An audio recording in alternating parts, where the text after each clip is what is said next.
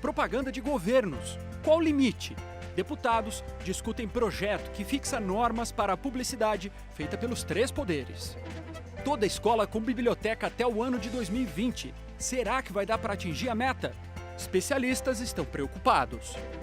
E os profissionais que estão trabalhando para fazer um novo portal da Câmara na internet explicam o que vai mudar e para melhor.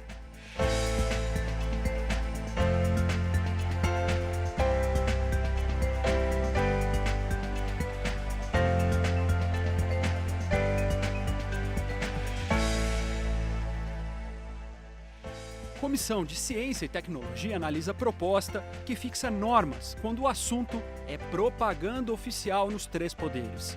E já começou com uma controvérsia em torno do tema. Anúncio do governo federal em defesa da reforma da Previdência causou polêmica no passado recente. E sua veiculação chegou a ser suspensa pela Justiça. O Estado não pode investir verba pública para convencer a população de que determinado projeto X ou Y pode ser melhor ou pior para ela, né? E como a gente viu acontecer no caso da reforma da Previdência, que ao meu ver foi um mau uso do dinheiro público, porque aquilo não era propaganda de interesse público, era uma propaganda sobre uma proposta que inclusive era polêmica na sociedade. Mas para o governo a iniciativa foi legítima. Hoje a gente vive num ambiente em que inúmeros dados inverídicos são divulgados e o governo tem o dever de informar a população quais são os dados que estão propostos no projeto de lei que ele encaminha à casa. Então, se o governo não puder explicitar a versão dele dos fatos, do que ele pretende modificar, não temos um governo legítimo. Então, não é só algo que tem que ser feito, é um papel, um poder-dever que o governo tem que fazer. O episódio foi lembrado na Comissão de Ciência e Tecnologia, que analisa projeto de lei para regulamentar a propaganda oficial nos 3 poderes. A relatora apontou os principais pontos da proposta. Proibir qualquer proselitismo político partidário ou qualquer promoção de autoridade pública. O segundo ponto é exatamente a transparência, no sentido de colocar na publicidade, né, as fontes dos recursos, a quantidade de recursos.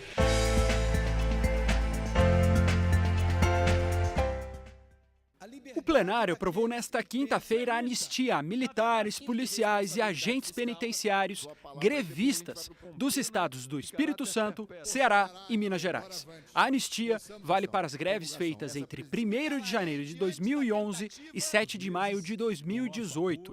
A matéria, que segue para o Senado, cancela investigações, processos ou punições para quem participou dos movimentos, inclusive familiares dos grevistas.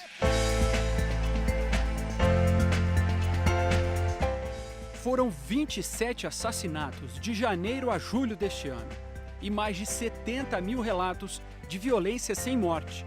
O crime conhecido como feminicídio mobiliza a Comissão de Defesa dos Direitos da Mulher.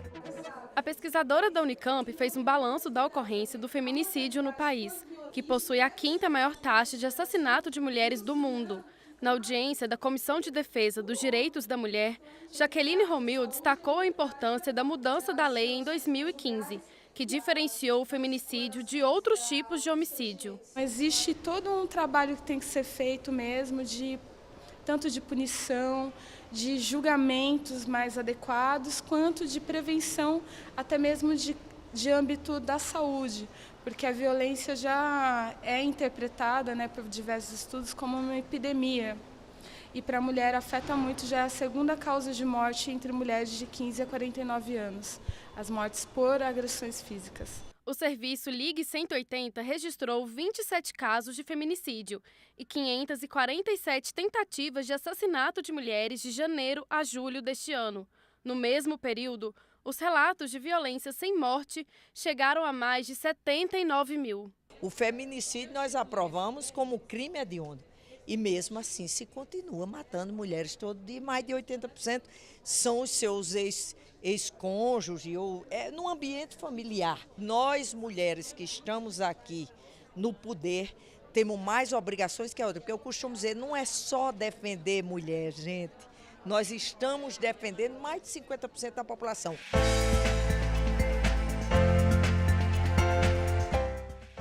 A Comissão de Viação e Transportes da Câmara aprovou o projeto de lei que inclui no Código de Trânsito a recomendação para que as pessoas sinalizem com a mão antes de atravessar a faixa de pedestre. O objetivo é alertar o motorista e deixar o trânsito mais seguro. As faixas de pedestre nem sempre têm a visibilidade ideal para garantir a segurança da parte mais fraca na corrida diária do trânsito. Algumas contam com sinaleiros, mas a maioria depende da atenção e da boa convivência entre motoristas e pedestres. Algumas campanhas educativas incentivam o pedestre a fazer um sinal com a mão para tornar mais claro para os motoristas que vão atravessar a faixa. Um projeto aprovado na Comissão de Viação e Transportes visa incluir essa recomendação no Código de Trânsito. A proposta não altera as obrigações e direitos de motoristas e pedestres na travessia da faixa. A relatora explica que o objetivo é incentivar que cada vez mais pessoas adotem um hábito seguro. A cidade é feita para o pedestre, né? Nós precisamos enxergar isto. E quando nós damos esta possibilidade de ser visto, então nós estamos dando para ele mais uma chance. Né? É um lembrete, olha, eu estou aqui. Ó. O motorista, ele precisa às vezes de um sinal, né, para dar uma segurada, que às vezes está distraído. Então, não tem multa para o pedestre, se o pedestre não fizer a sinalização, é uma recomendação. O especialista em trânsito considera positiva a recomendação do projeto e lembra que é importante, acima de tudo, investir em ações de fiscalização e educação.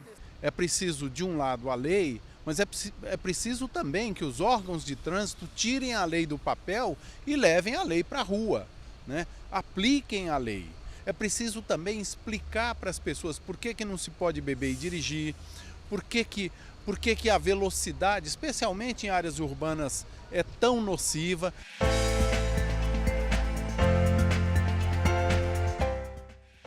Mais da metade das escolas brasileiras não tem biblioteca.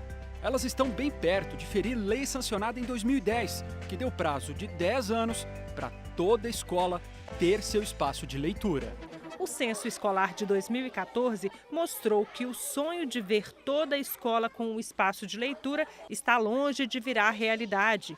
Estima-se que 98 mil escolas brasileiras não contam sequer com uma sala de leitura, quanto mais uma biblioteca, como prevê a lei de 2010. Para o coordenador-geral dos programas do livro do FNDE, que citou esses dados durante a audiência pública na Comissão de Educação da Câmara, a existência de uma biblioteca escolar pode estimular a leitura dentro e fora da escola. Quem não lê, não tem novas linguagens, não aprende.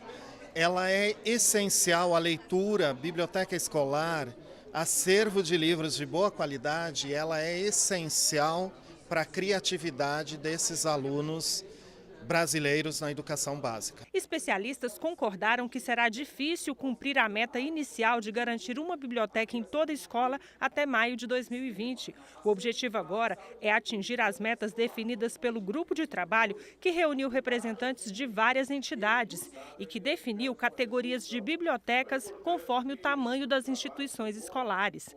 Por exemplo, uma escola com até 150 alunos deverá disponibilizar um acervo de classe na própria sala de aula. Outras escolas deverão criar salas de leitura ou bibliotecas de níveis diferentes conforme o número de estudantes matriculados.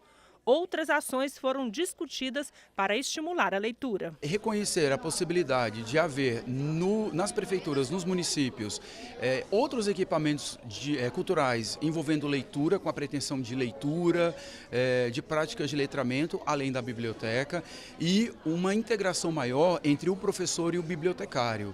Então eu creio que a gente vai avançar bastante. São muitas as dificuldades, algumas relacionadas a questões administrativas das próprias escolas, às vezes por ausência de espaço, às vezes por ausência de pessoal, às vezes pelas duas coisas.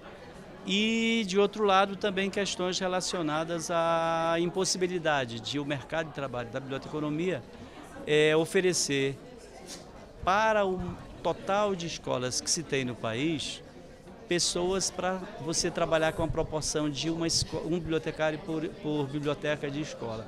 Para o autor da lei que estimula a leitura entre os estudantes, a legislação até pode ser melhorada, mas não se pode abrir mão de facilitar o acesso aos livros. O importante é que tenha o acesso aos nossos jovens, aos nossos estudantes, a biblioteca fique aberta e que o livro possa ser uma questão de consumo e não uma propriedade, não é, da escola.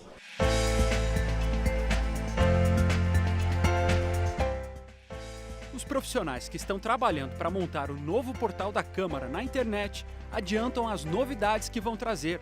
A estreia está prevista para janeiro. Foi uma inovação você fazer um concurso para trazer, né, a população para construir junto com a Câmara. A gente trouxe analistas externos para que pudessem fazer um estudo do funcionamento do portal da Câmara e de como ele respondia às demandas do cidadão.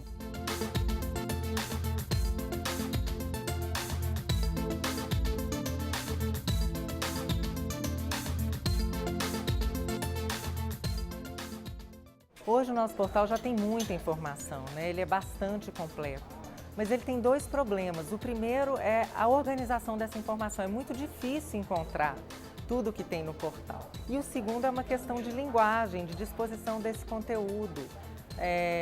Não é fácil compreender também esse conteúdo.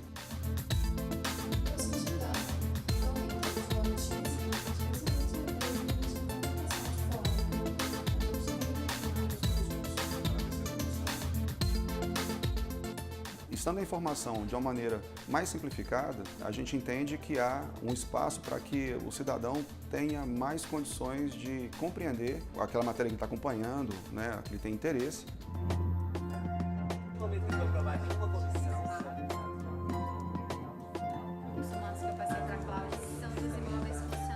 Ao invés de ter um monte de tabela com vários nomes e números de leis para colocar aquela informação numa tabela PDF, por exemplo, a gente transformou aquilo num gráfico colorido em que você bate o olho e consegue entender aquele dado.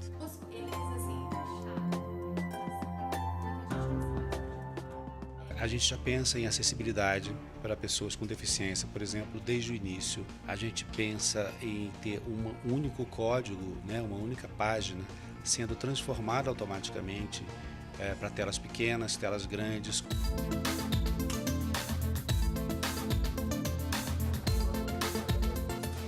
A gente está programando, né, criando robôs, né, para tentar, por exemplo, dar um tema para essas informações, né, de forma que quando o usuário entrar no portal ele vai conseguir ver aqueles conteúdos, né, dentro de um determinado tema, né, todas as notícias, todas as propostas, os discursos sobre aquele tema, né.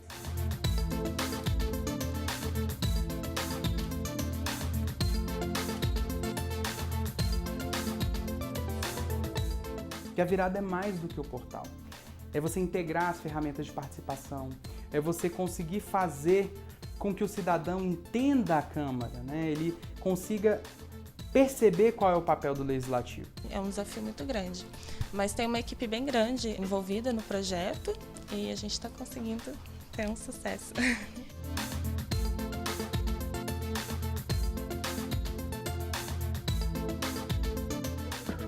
Essa edição termina aqui. Você fica com as imagens feitas pelos fotógrafos da Câmara durante a semana. Amanhã, às 20h, assista a Revista da Câmara com os fatos que movimentaram o Legislativo na semana que está terminando. O Jornal da Câmara volta na segunda-feira.